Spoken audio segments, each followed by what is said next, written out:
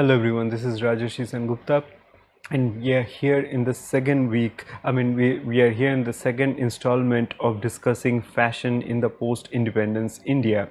Now, as I have already mentioned, that when we say fashion, we are talking in terms of the preferences, and of course, the style and taste of a particular time period. So for that reason, we might be expanding this idea of fashion not only in terms of seeing that the runway shows and everything else what we are usually been habituated to understand in terms of fashion, but I'm more interested in terms of thinking that how this changes in the preferences or preferences which are prevalent in a particular time frame is something that had also made a huge intervention in terms of how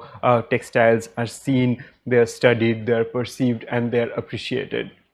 Now, after some of those aspects that I have discussed so far in terms of how Weaver Service Center, then All India Handicrafts Board, and the Handloom and Handicrafts Board, which was recently scrapped by the government, so all those things were made available, all those things came into being for providing support to the artisanal sectors. So that is something we find that to be there in a parallel process with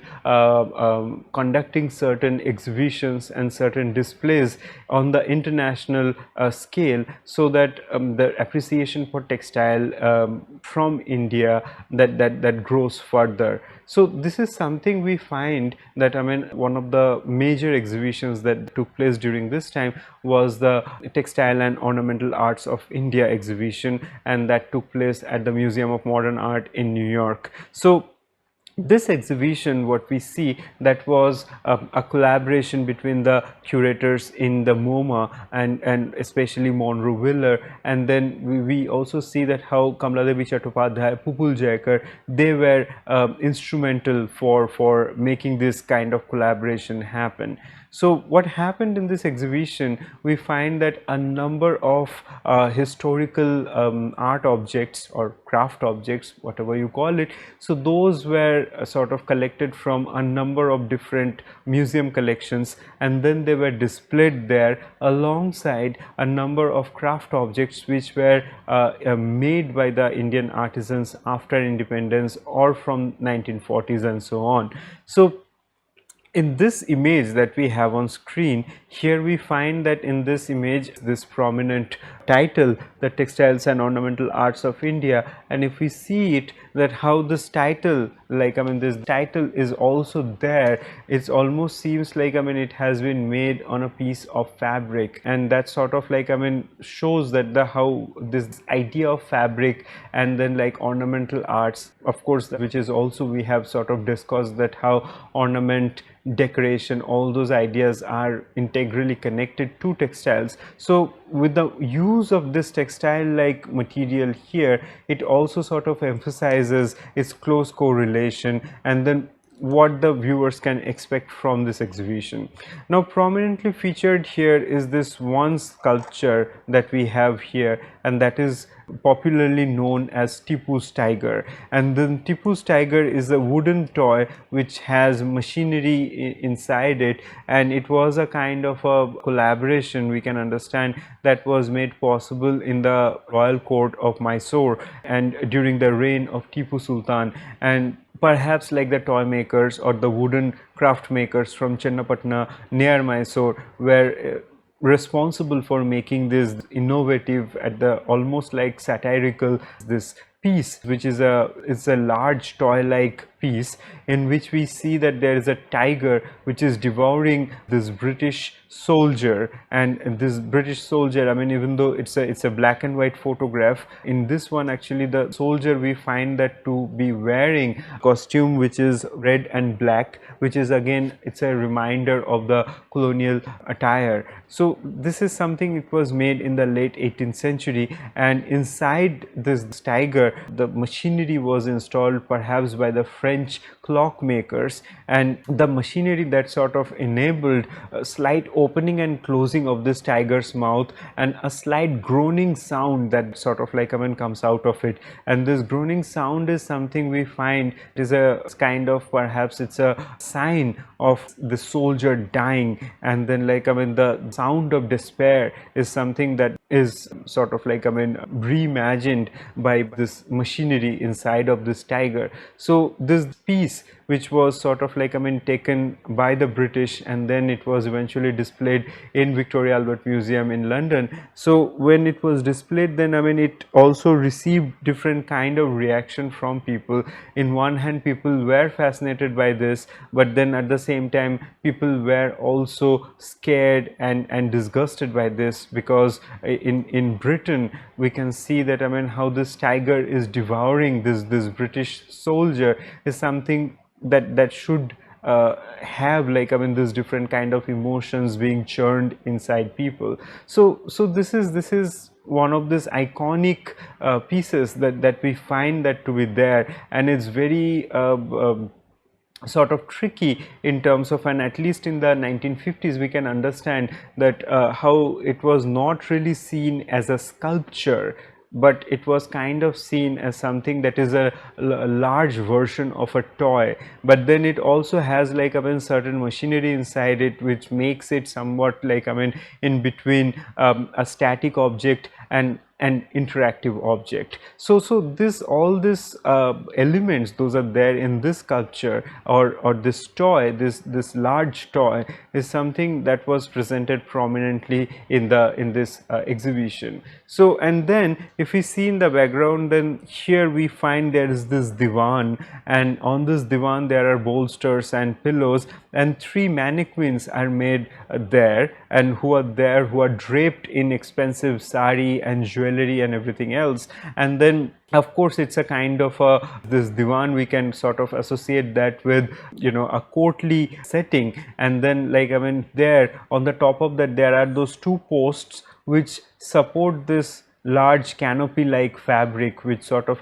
cover the top of this structure. So this is something we find that to be there in terms of almost bringing a slice of an Indian court to the Museum of Modern Art in New York. And then we see that right beside that there is this pitchwai, and pitchwais are again a different kind of textiles which are used in temples. And in this pitchwais, what happens, we find that those are this large rectangular pieces of fabric in which mostly in the Vaishnava tradition, and in some we also find in the tradition of the Shaktas, or the believers of the great goddess. So in this pitchwais we see that, and of course this one is a Vaishnava pitchwai in which we find the Sakhis, or the female attendants, and then the rows of cows, they are all awaiting Krishna's presence. So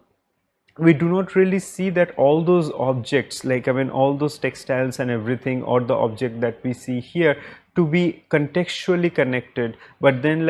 this idea of India that was created through assimilating different fragments from different sources was something that was prioritized in this exhibition. And the curators of this exhibition, as we see some of the background story in Saloni Mathur's writing and the other writings as well, the curators of this exhibition from MoMA, the curatorial group, they also sort of made a trip to India for 2 weeks or so to see this different places in India, to understand just to have a superficial understanding of the different material culture that exists in South Asia, in India. So those things we find, and then how their conceptualization of how India might be for this for the metropolitan audience in USA. And then also how the assimilation of different kind of objects and so-called this fragments from various museum collections, how those assimilation can sort of reconstitute this idea of India in this global platform, is something that was sort of put forward by this exhibition. Now in this exhibition catalog we also find that how people like Pupul Jaikar and Wheeler and so on, they have written about Indian art objects, and of course like the Indian craft objects I should say. In this case we see that certain ideas, so for example again going back to this idea of timelessness, and when they use the word timelessness they definitely do not use it with a caution, but they mean it as a way that how certain Indian textiles, the aesthetics of them, the basic principles of making them have been timeless, and that is something that needs to be celebrated, and that's the reason that why the world needs to appreciate the kind of textile and craft making in India. So with that we also see that if that is one of the ideas that was prioritized, then this transcendental ideas about how many of the craft making has this meditative quality, which is certainly undeniable, but then prioritizing that over the socio-political situations of the craft people who were struggling on ground is something that was definitely not been sort of emphasized. Now, one of the agendas for Kamaladevi Chattopadhyay and Pupul Jaikar for displaying all those historical craft objects with the contemporary craft object was to sort of gain the world's attention to the artisanal sectors in India, because at a time when we see that technology and then so-called development is something that was prioritized by the Indian government after 1947, and then people like Kamaladevi Chattopadhyay was vocal about the relevance of craft. So for her it was a responsibility to sort of gain the world's attention towards the craft sector, so that the craft sector can have patronage from different sort of communities, and at the same time she was very much involved in writing about craft, so that the relevance of craft can also be discussed in the scholarly community, and of course the writings can also be disseminated in a group of people who are not just confined in India but all across the world. So those are the different ways in which we find that why this exhibition was such an important one. And then of course some of the display strategies, we can see that using pedestal for sort of displaying this different kind of ornamental items and craft objects which are utilitarian, but at the same time they can also be considered of high skill. So those things were something we find that to be there as part of this exhibition. And in terms of the display strategy, some of those ideas, like for example how certain craft objects are then brought to the museum space and displayed, something we can also sort of relate it back to some of the colonial exhibitions that took place at least since 1851, and that is the Great Exhibition in Britain, and then of course in 1886, and later on some of the exhibitions there as well, not only just in Britain but in Paris, and then the World Expositions in Chicago and other places. So those exhibitions we definitely see in which certain kind of display strategies are employed, in which the craft objects, the historical craft objects and the contemporary craft objects are sort of put together in terms of showing how the historical objects can seamlessly blend into the contemporary craft objects, telling people about how the craft is innately timeless and it's not like fine art practice which changes over time. So this is again for us to understand that how this idea of timelessness that was prioritized in this kind of exhibitions is something that is also part of understanding fashion. It's not really like these crafts are actually timeless, but it is the fashion that tries to sort of establish it as timeless. And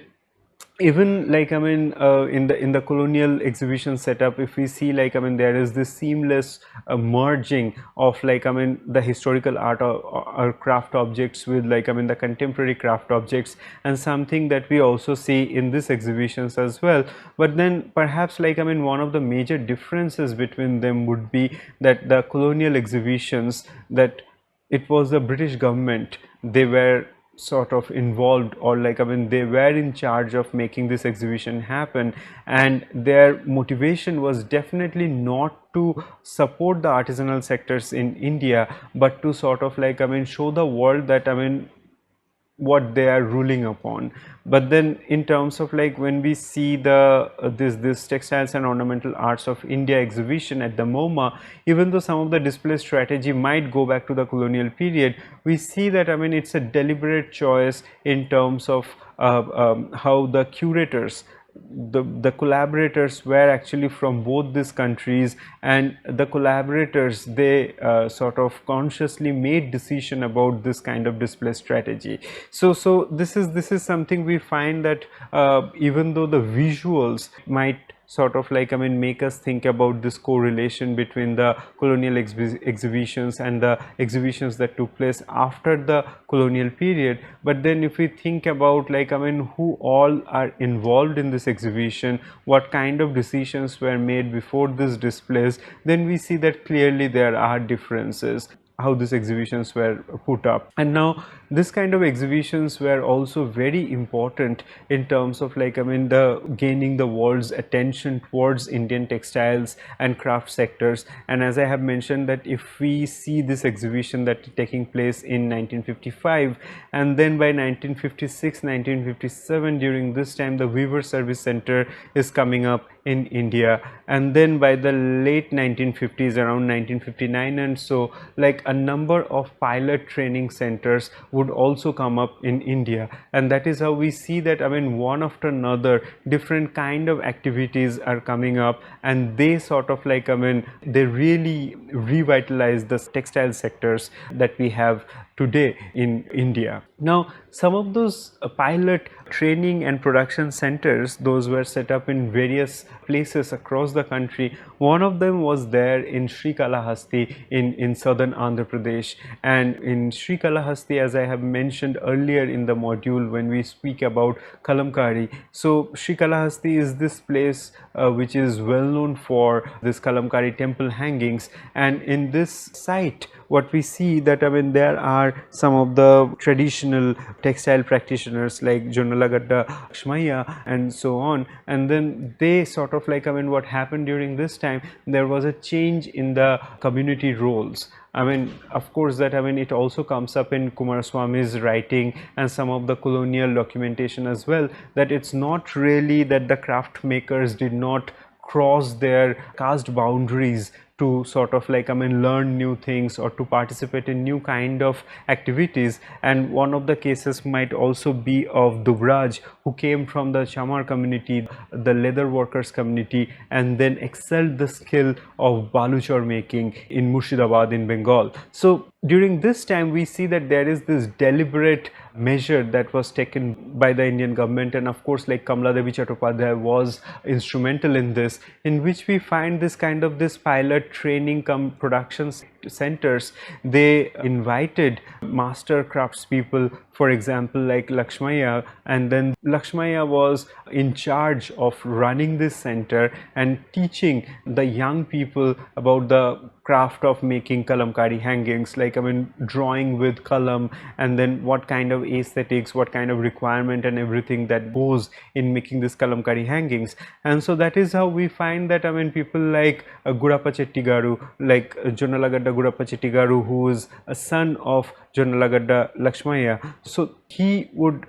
receive his training under his father's patronage, but his father was also his guru. And then people like Aitur Munikrishnan, in this image in the right side we find that Aitur Munikrishnan is here, and so people who are not directly related to, like, I mean, the kin of particular master crafts people can also come and join these places, and they can sort of like, I mean, if they have interest, they can excel and then they can practice this particular kind of craft making. So, and during this time there was also a need for sort of disseminating the knowledge of particular craft making to a larger audience, perhaps for the sustainment of craft, because we also see that, I mean, from late 1950s, the census, the 1961 census, which was then published in 1962, 1964, around that time, the work was underway in the late 1950s, and during this time extensive documentation of craftspeople were done.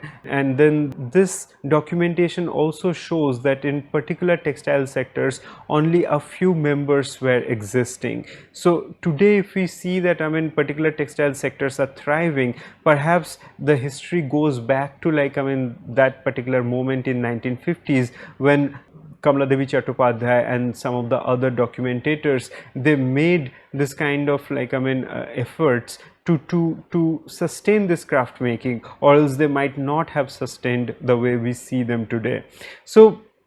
with these things we see that, I mean, when the census records also sort of emphasize that there are people who would practice this particular kind of craft making, and they might require that, I mean, intervention or participation of the young generation. So those things were sort of taken care of by establishing this pilot training and production centers. And during the training, the trainees were given particular fellowship, and for like, I mean, and then they were also given like a certificate and recognition, so that they can work in the field if they like to. So this is how, like, we see that, I mean, the small incentives were given, and then, like, I mean, they were made encouraged to continue this form of craft making. So later on we definitely see that both Gurappa Chettigaru and Aitur Munikrishnan, both of them, they became prolific kalamkari makers in Srikalahasti. And Gurappa Chettigaru, he became a international figure,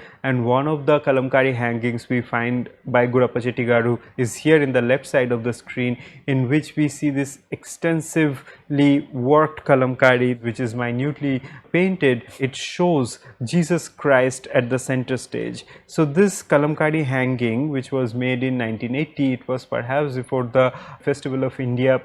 in Britain exhibition. And in this large kalamkari hanging, what we see that it sort of follows the format and compositional arrangement of the temple hangings in southern India, in southern Andhra Pradesh and part of Tamil Nadu, but then the subject matter is completely different. So in the center stage, where we find that the Hindu deities are presented, here we find that prominently Jesus Christ is presented, and this white figure who sits at the center of this hanging holding a cross in his hand is Jesus Christ. And then we see that, I mean, there is an attendant figure who holds an umbrella on the top of his head to show his divine status. But then we also see that Jesus Christ and the attendant figures, all of them are then enshrined in this arch-like setting, which is also very much prominent in a number of these kalamkari hangings, which may remind us of the Vijayanagara architecture or the Nayaka architecture. And then, of course, like, I mean, apart from this central area, we find that the entire textile is then divided in these horizontal bands, in which the narratives from Jesus Christ's life is depicted. And of course, then we see that, I mean, there are those elaborate borders which sort of frame the entire narrative within this given space. So this kind of strategy, we find that it's a new kind of intervention that took place, and with, like, I mean, the new kind of training, new kind of exposure, and of course, like, I mean, how the museums and then, like, these display spaces, they became interested to house or to, like, collect the work of this kalamkari painters or the other artisans from various parts of India. And with this new forms of exchanges, we see that, I mean, this new visuality that came into being. And these are some of the examples in which we can understand that how this kind of textiles, even though they are not meant to be utilitarian textile, but how they also sort of, like, I mean, talk about certain kind of preferences, taste, or the style of a particular time period, and how this idea of fashion that can be applicable not only in terms of understanding that the wearables, but then, like, in the larger textile sector. then if we think about it, that I mean how this textile sectors would benefit from the interventions like this, then there are also some of the individual designers who we find to be also very important in terms of how textiles were produced and then how those were sort of taken further. And one of them would be Riten Majumdar, who was trained in Shantiniketan and in Tagore's University in the field of like painting, sculpture and craft making. And then we see that I mean Riten Majumdar had taken fellowship and gone to the Scandinavian countries and then of course part of Western Europe as part of his study, training, internship and collaborations, and eventually then he came back to India in like around late 1950s. And when he came back to India, he sort of established his design studio in Delhi, and there he started working on like I mean different kind of textiles. And we see that asymmetrical textiles, so for example this textile that we see here or like here, like I mean how rugs are created, that symmetry is something we find that to be there prominently presented in the traditional Indian textiles. And not only just Indian, but like I mean mostly like I mean how textiles like the woven textiles would have particular kind of symmetry. And then like we see that asymmetry is something that was associated with the development of the urban elite class people or the middle class people, and then how the break from the traditional aesthetics is something that was also associated with the break from the colonial rule and going towards new kind of development is something those were reflected in the incorporation of asymmetry in Riten Majumdar's work. And he had, then we see that he had also collaborated with Fab India, with John Bissell in 1960s, and not only experimented with textile forms but also in terms of like I mean furniture and so on. So in the left side of the screen we see this Jali furniture in which the architectural motifs from the Mughal tombs and palace complexes, the jalis or the perforated screens, are something that is then sort of exported from the architecture to portable furniture forms, is something we see that I mean how this new kind of interventions took place. And there is this other textile that we see in the right side of the screen. It's a bedspread which was designed for Fab India, and in which we see that I mean this part of this bedspread that goes with this parallel lines, and then like I mean then there is a breakage and this diagonal lines are then introduced with the parallel lines. So this is something we can understand as that how Riten Majumdar was sort of thinking in terms of the break from the tradition, but then he was also not denying tradition, but he was thinking in terms of how to build this asymmetry or the break on the top of the traditional practices. So this is something we find, this idea of the duality in which like I mean tradition is acknowledged, it is recognized, it is respected, but then also like certain new interventions or transformations are introduced or infused in the textiles is something those were done by the designers during this time. So these are different kind of interventions we find that to be there in the textile sectors in 1950s and 1960s, and we'll continue on this discussion more in the next lecture. Thank you.